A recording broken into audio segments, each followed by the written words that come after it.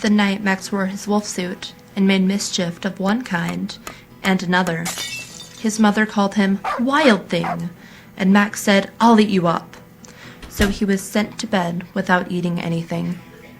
That very night in Max's room, a forest grew and grew and grew, until the ceiling hung with vines and the walls became the world all around. And an ocean tumbled by with a private boat for Max. And he sailed off through night and day, and in and out of weeks, and almost over a year, to the place where the wild things are. And they roared their terrible roars, and gnashed their terrible teeth, and rolled their terrible eyes, and showed their terrible claws, till Max said, "Be still," and tamed them with the magic trick of staring into all their yellow eyes, without blinking once, and they were frightened, and called him the most wild thing of all, and made him king of all wild things. "Now," said Max, "let the wild rumpus start."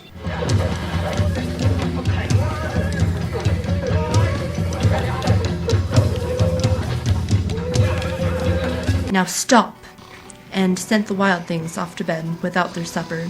And Max, the king of all wild things, said, "I'm lonely, and wanted to be where someone loved him best of all." Then, all around, from far away across the world, he smelled good things to eat, so he gave up being king of where the wild things are. But the wild things cried, "Oh, please don't go, we'll eat you up, we love you so." And Max said, "No." And the wild things roared their terrible roars, and gnashed their terrible teeth, and rolled their terrible eyes, and showed their terrible claws. But Max stepped back into his private boat and waved goodbye, and sailed back almost over a year, and in and out of weeks, and through a day, and into the night of his very room, where he found his supper waiting for him, and it was still hot.